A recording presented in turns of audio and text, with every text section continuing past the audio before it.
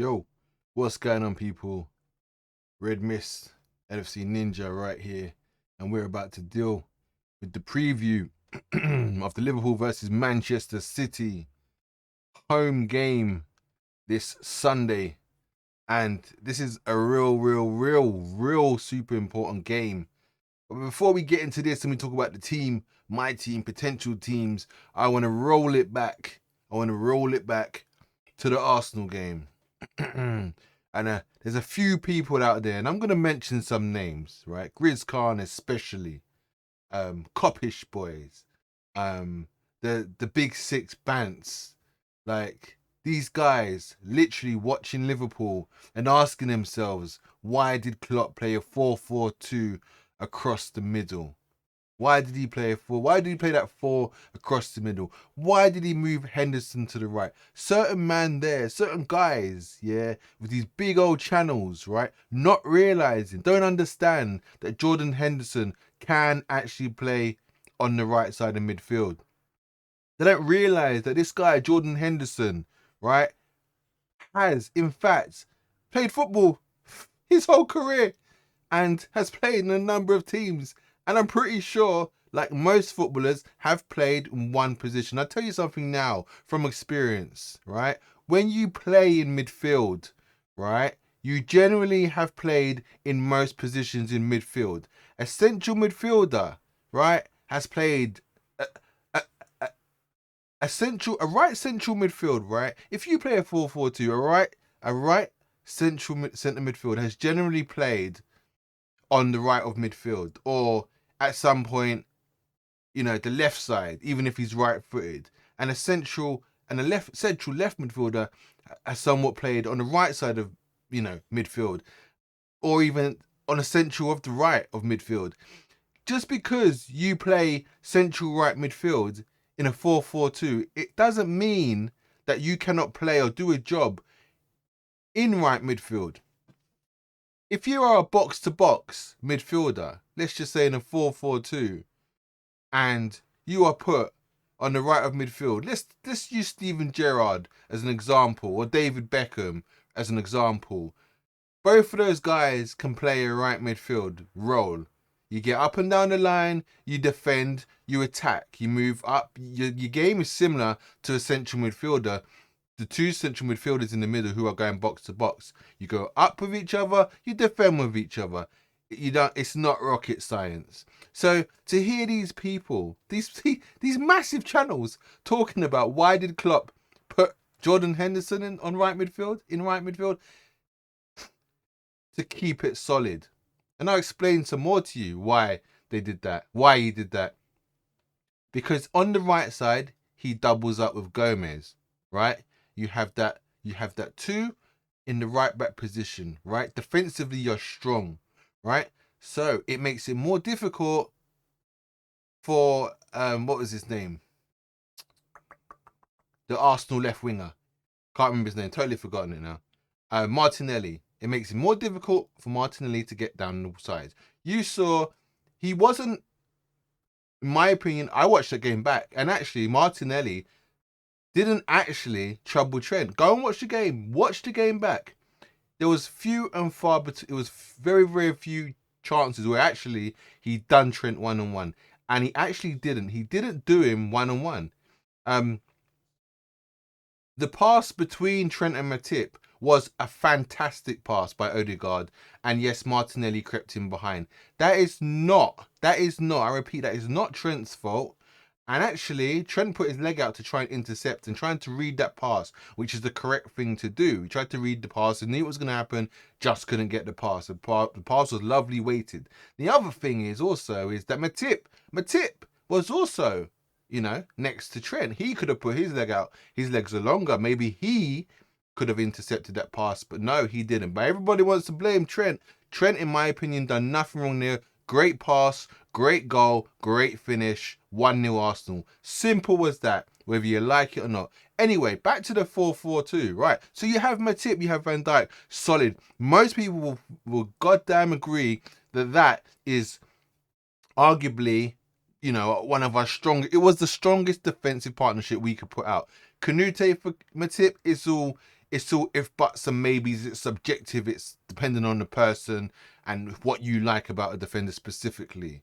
And then at left side we had a Tsimikas. Now on the left side we had Jota and Tsimikas. Right, Klopp changed it to a 4-4-2 once again. So Jota sits in with Tsimikas. Right, Jota is used to playing on the left side of the front three. There is, like I said, same as Jordan Henderson, right? He knows his duty. When he plays on the left side, he knows he has to track back and do some defensive work when he plays in a 4-3-3. There is nothing unfamiliar to Jota about doing a left side job. And not for the next 45 minutes. He only did it for a while till he come off. It's a team game, right?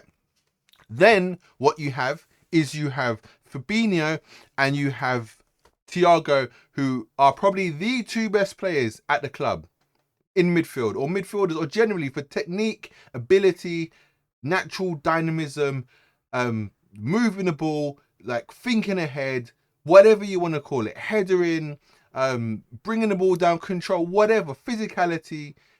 Fabinho, a few seasons ago, probably moving the ball quickly. Thiago is Thiago, world class, out of this world.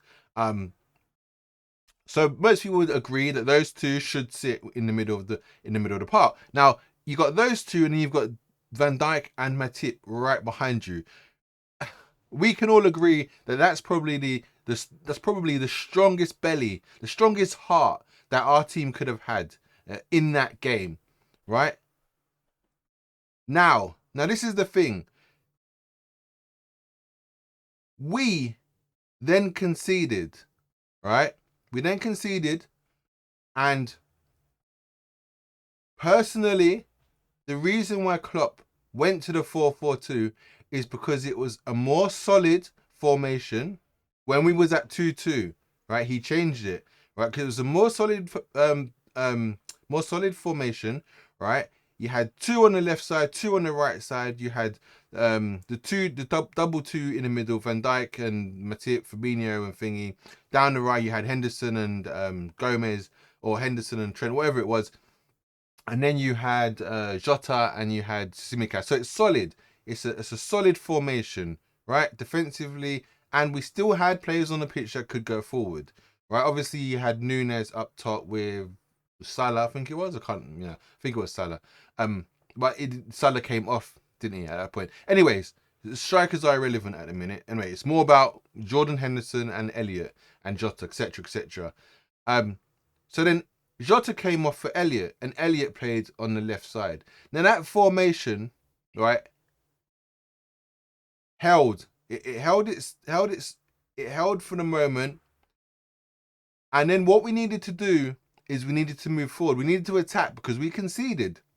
So we went 3-2 down. Now, this is where the formation was pretty good, right? Is that it could revert by keeping Henderson on the pitch, by bringing on Elliott, by bringing on Fabinho. For Salah wasn't doing anything in that game, right? Klopp could revert to the 4-3-3 if he needed to. And that's what he done. In the later stages of the game, that is what he done. He went with a 4-3-3, right? He went the usual four across the back. He then went with Fabinho, Henderson, and Thiago across the middle. And then I think he went with Elliott, Jota, and then Firmino. Or Firmino, Jota, and Elliott. It's subjective because the front three always alternate. When you saw Elliott down the right side, Firmino moved to the left side. Sometimes Nunes was down the left side, Firmino through the middle. Elliott, you don't really see Nunes on the right side. He likes the central or towards the left. Obviously, Diaz had to come off because of the injury.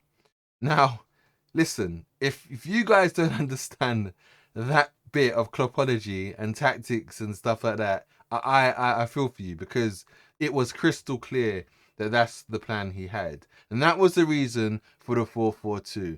Just so he could stay solid when he got it back to 2-2. Because he didn't like the big gaps that was being left, right, from Jordan Henderson and Thiago, right, and also the big gaps, right, that we was always going to see in the 4-2-3-1 formation, that all of you guys, you guys out there on Twitter and YouTube, yeah, were calling for. You was all calling for the 4-2-3-1. You was all calling for the 4-2-3-1. Why on earth you thought a 4-2-3-1 was going to work is it just don't understand against Arsenal. What in God's name? How? Why would you think that? A 4-3-3 we have been playing for years and years and years, with all the success we have had of it, and you want to change to a 4-2-3-1 for this big game, right? Not only that, you say the legs are tired of our team. Oh, we got tired legs. Oh, we're not technically good enough. But then you want to go and play two in the midfield against Arsenal. Yeah, you're really smart. That's really, really smart, isn't it?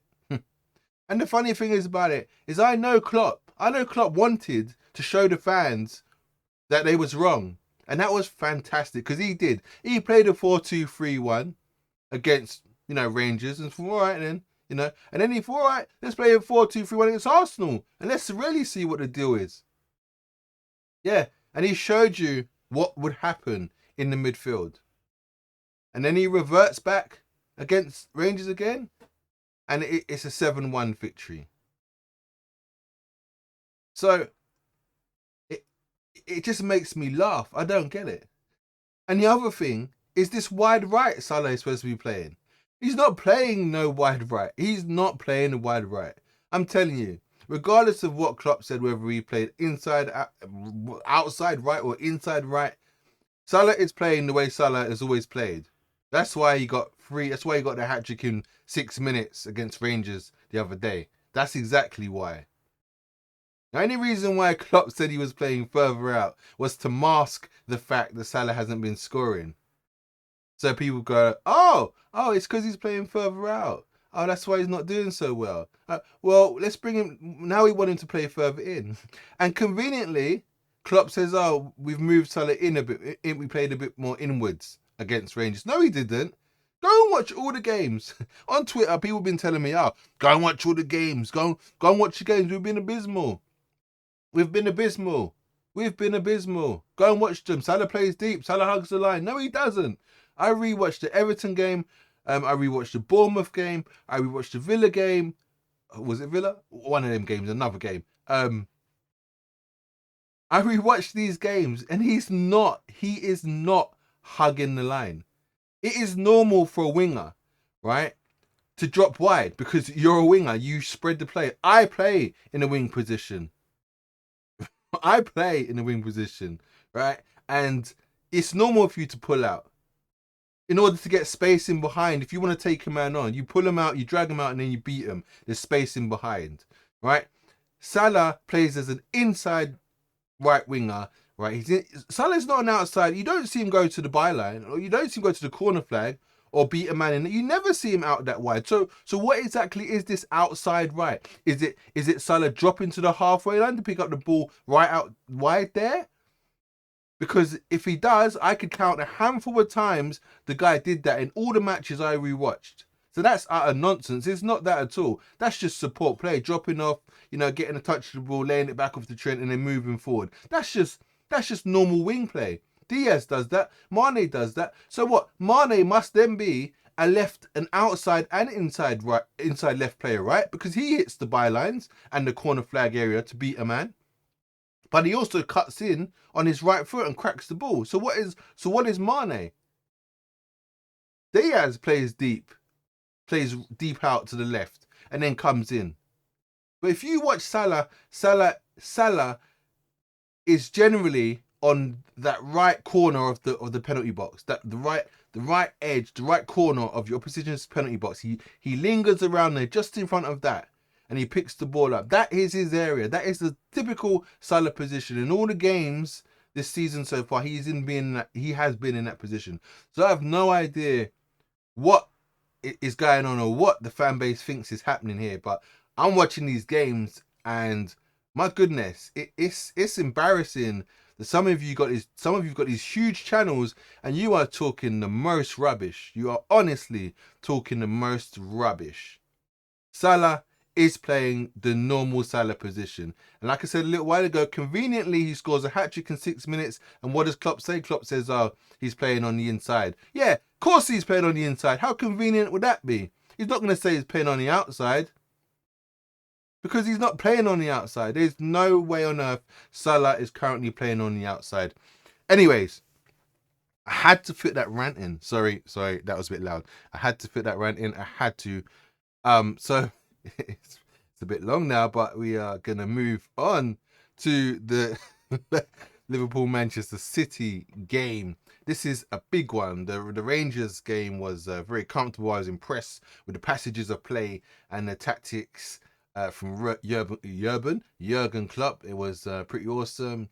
First half wasn't that entertaining, but come on, guys. Again, this is a game where we know we're going to win. It's comfortable. It's about avoiding injuries. A lot of players want to play the big game. It's about, just find enough to get the game done and dusted. Once we went 1-0 down, there was nothing to worry about. I said to my peoples that I was watching the game, I said, nah, it's all good. Don't worry, man. They're just, they got a little bit of home advantage and they're a bit excited. And we leveled it up before half time, I'm sure it was. And then obviously the trouncing come in the second half. To be fair, don't even think Klopp needed to make the substitutions, but keeping everybody well oiled and ready and fresh, well oiled and partially ready for the City game is very important. So certain people did get a run. Anyways, I'm gonna bring up the tactical pitch if I can find it. There we go. And what we're gonna do first of all is we are going to start with we're gonna start with, we're just gonna start with the team. Alisson in goal, right? And we're gonna go with Robertson at left back. VVD obviously left centre back. We're gonna go with Konate right centre back. We're gonna go with Gomez right back. We're gonna go with Fabinho obviously across the middle. We're gonna go with tell a lie. This is the team that all right, let's just put the team out and then I'm gonna talk about it. Hendo, Carvalho, Nunes, Firmino. What I was doing is showing you the team that started against Rangers, but obviously certain people didn't start against Rangers, like Robertson. I think the rest of them was the same. It was obviously Tsimikas that started instead of Robinson. But this was the team that started. So forget about Robertson. Just pretend that's Tsimikas, and we can bring it in Tsimikas actually. He's just there. So for the time being, we'll just do that and bring Tsimikas in. And we'll just, put Robertson up there for the time being. But we will be using him shortly again anyway. So this was a team that finished against Rangers. This was the formation. Javier left linking out of Carvalho. That's a good little link up there because they're both young. They probably both hang out with each other quite a bit. They both was at Fulham and probably really got a good relationship. I imagine they kind of spar quite often around each other. Which makes complete sense, and Jordan Henderson and Roberto Firmino got the mad, the connection from, obviously being in the team. Probably two of the longest riding players in the setup, to be honest. Henderson was here first, obviously. Yeah. And then I think Firmino probably joined then. Gomez was here. Gomez obviously was there before Henderson. Pretty much, obviously, from product of the academy and whatnot. Or signed into the academy. I can't exactly remember. Konate, VVD, yeah. So Roberto Firmino and Henderson got the mad, friendship. Goes way back. So yeah, and then you've obviously got Fabinho, who's pretty much well rested. Ain't really figured too much. Figured a little bit in the Arsenal game. But I mean, that's a midfield that's good enough to beat Rangers, and obviously the attack is also a very good attack, as we saw. This team is full of goals. It's full of goals. All the front three capable. In the midfield, Harvey Elliott mainly. Fabinho not so much. Henderson not so much. But 4-3-3 was enough to get past Rangers. So anyway, let's just dash in some of our substitutes who were on the bench for that same Rangers game. What we're going to do is we're going to merge these in, not merge them, we're going to swap in these dudes for a, we're going to swap them in for, 1 second, sorry. I need to get this guy. We're going to swap some of these guys in for some of these guys. So what we're going to do is we are going to put in the team that I think is going to play.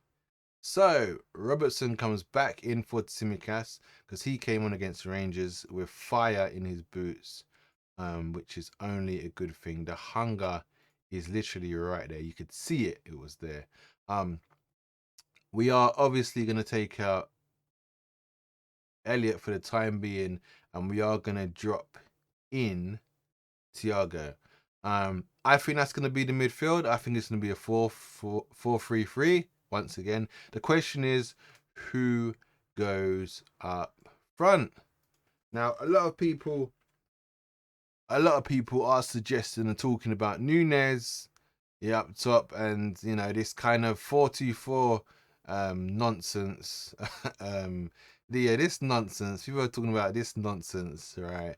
And then you're gonna have like Jota. What is it? What are they saying? Having Jota in there, and then we drop out Carvalho for the time being. Firmino, they already got a problem. Already got a problem. Firmino obviously be benched.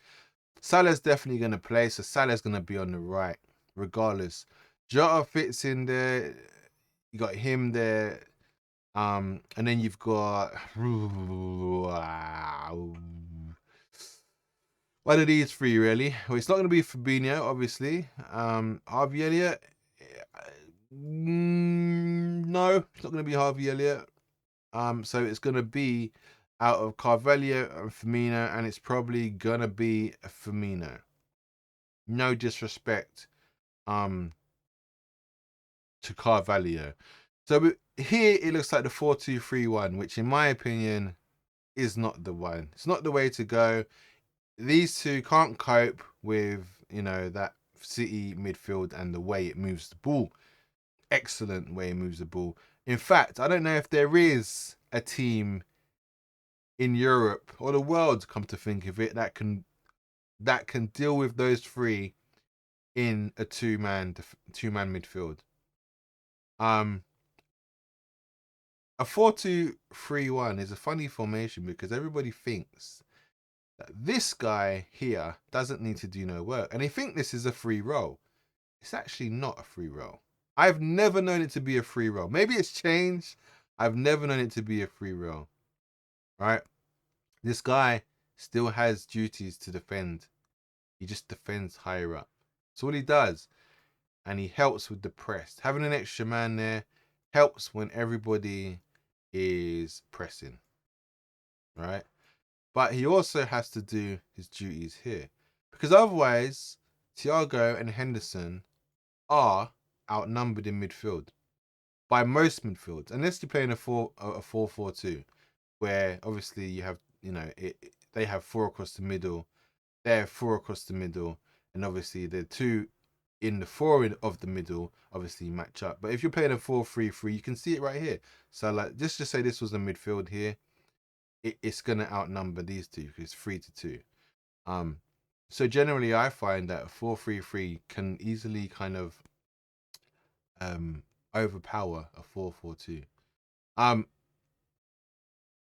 So for me, I don't think the 4-2-3-1 works against Arsenal personally, and I don't think it's going to work against City. So therefore I would not use it.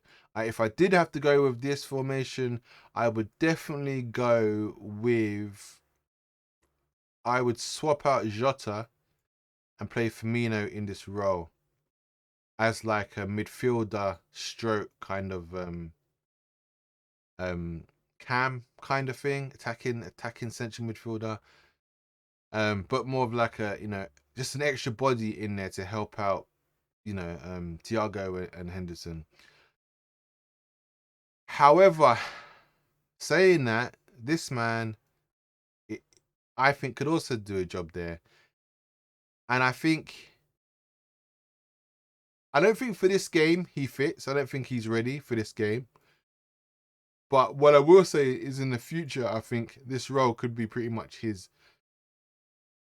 Excuse me, but I think he has the energy, the legs, and the youth to get back in there and kind of do a little bit of work rate. The other option, obviously, is Elliot. Elliot could also do that. So we have good options for that formation, but I just don't think against City it's the one. I just don't think against City it's the right formation. So I would go with a 4-3-3. So I'd bring Fabinho back in, and I think I would go something like this. Maybe even Darwin. It's a really weird one.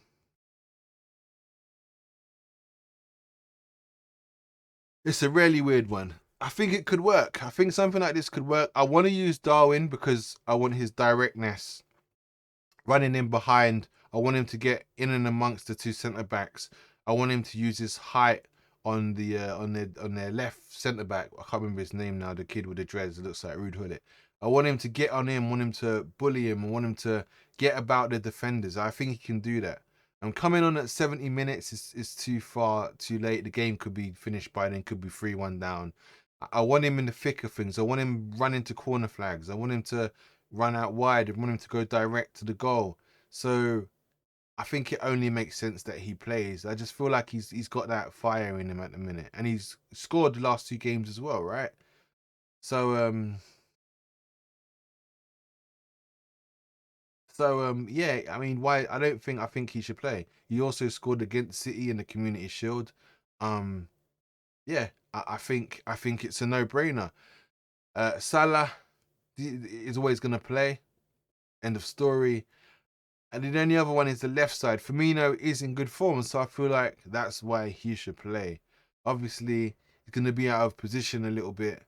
But, if you're calling him world class, then just adapt a little bit, my guy. Just adapt a little bit. You can just sneak into this role here, pick up the ball, on the wing, cut inside, lay it off into Fabinho, whatever. Make the little clever runs inside and look to slot in.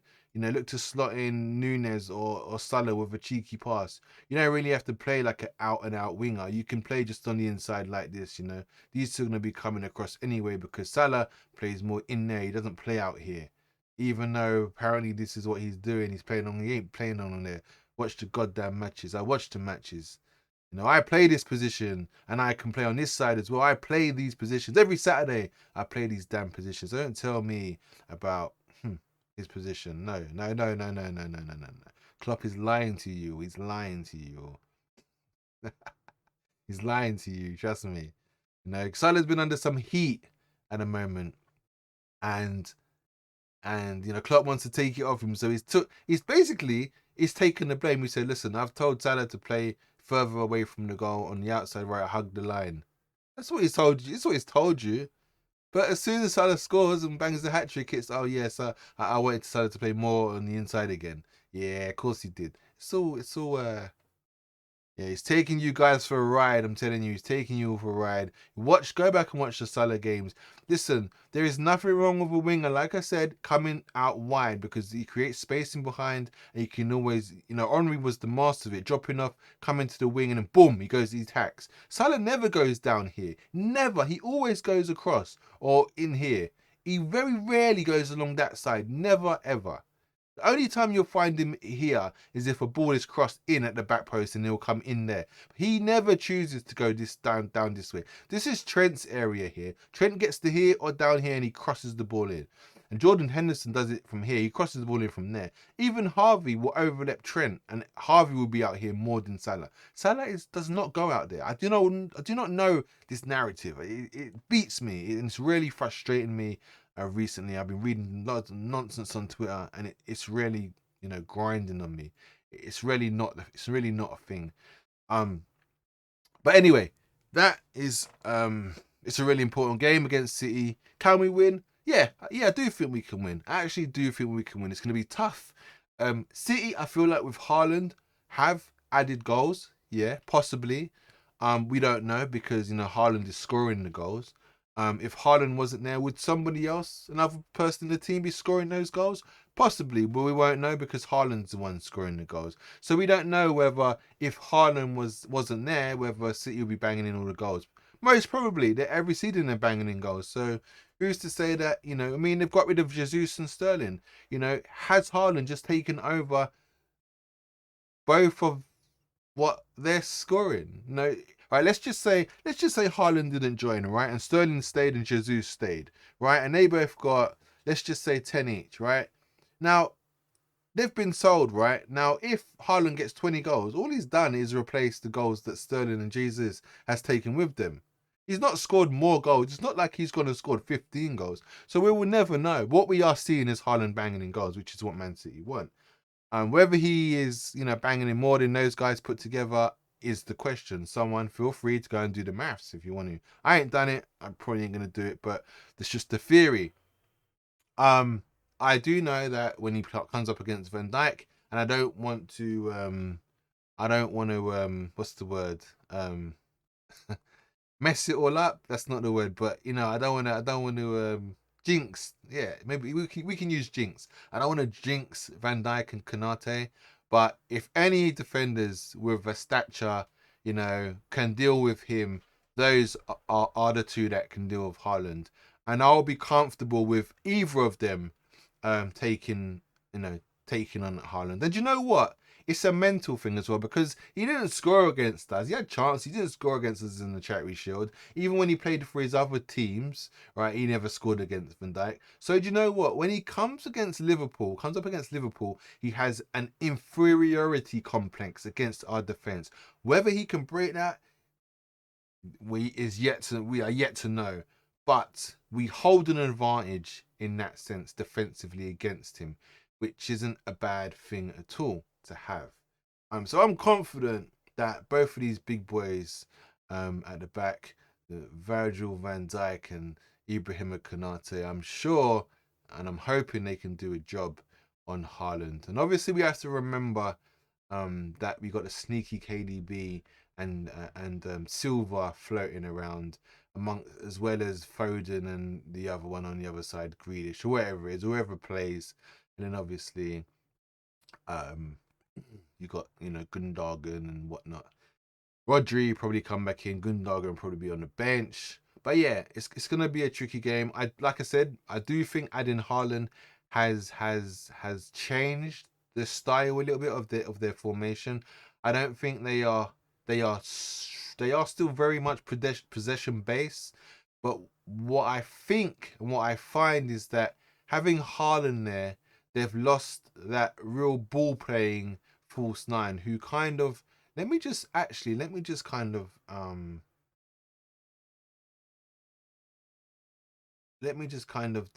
let's pretend we're just using City for the moment, right? Let's pretend we're using City. So they kind of had it's a 4-3-3 obviously. We're not it doesn't matter about faces on we just want to do the formation. Doesn't matter about faces on the card. Let's just pretend we're City for a second. Right? This is a very, very, very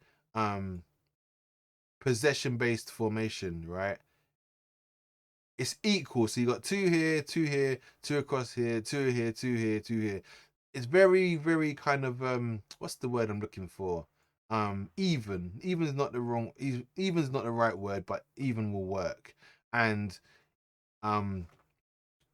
what I find with Haaland is that right, let's just say this is Foden here in the false nine position. He's very much a ball player, so he holds it up, he'll drop it off to KDB or Rodri or whoever it is, and then he'll play it. It will play to, I don't know, Sterling or whoever it was last season, or to Mahrez or whatever, right? So he's a ball player. He's like ping, ping, ping, ping, ping, ping, ping, ping. It comes back to him, ping, and he lays it off here.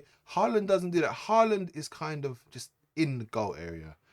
Right, so what you find is you have less options. because Haaland doesn't do it as well as Foden would do it in the false nine. If they ever got Haaland playing like Foden, which they won't, because he's not that kind of player. He can do, the odd assist and stuff and put a good ball in. Don't get it twisted. I'm not mocking the guy, right? But he's not a Foden in terms of movement and in terms of his striker movements phenomenal. Yes, of course. But as a midfielder or a player that's playing in the position that Foden would play, Haaland isn't that player. Like Haaland can't play Foden's left side better than Foden plays it. Simple as that. You can't dribble past a man as good as Foden does it in tight spaces. No, like Haaland uses his pace, his power to run in behind. That's what kind of striker he is. In fact, Haaland's not even an Aguero. Aguero could drift out here in a tight space and beat a man and get round the back. I don't think Haaland's going to do that, and I don't seen him do that yet. He's very direct, powerful in the air. So when he's in there, you miss this person in here linking up the play continuously. So therefore, in my opinion, that affects their possession. Because Haaland is not as, he doesn't move the ball around as well with the other guys as well as Foden would in that false nine position. That's just my theory.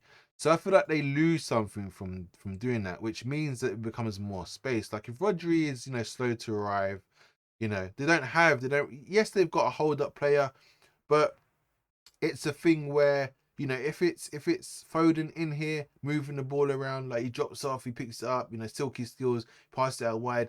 Where Haaland, he could do the same thing, but is he gonna do it as well? Probably not. Is he when the ball comes from Rodri?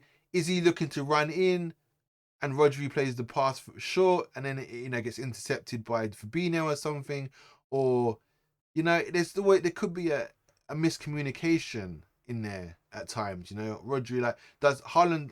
Haaland doesn't.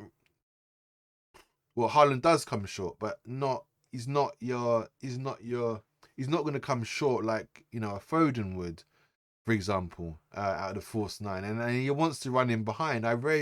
He does come short from time to time, but he prefers to run in behind. That's what he wants. He wants to be facing the goal, running onto a pass or a through ball. That's what he likes. So I feel like if Rodri is deep, like where Henderson is, you have all this space to operate in. And who is going to be sitting here? It's going to be Fabinho. And then you're just going to have, you're going to have VVD and Kanate. It's going to be something like this. Let's just say this is Haaland here. It's going to be something like this, And then you've got, let's just say you got Foden here, and then you've got who plays on their right? Mahrez? I don't know. Whoever it is, I can't remember now. You got, and then you've basically got Haaland in here, and then you've got, the winger out on the left, and you got the other winger out on the right, and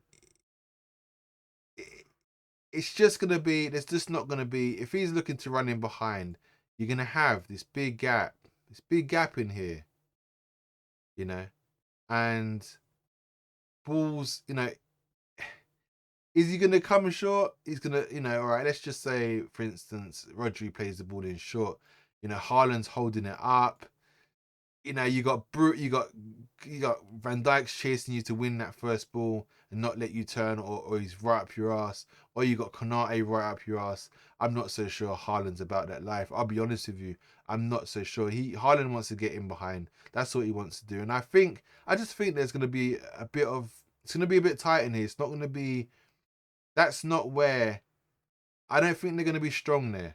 The Haaland and the only way is if KDB, let's just say KDB gets the other side of Fabinho, which is possible, very possible.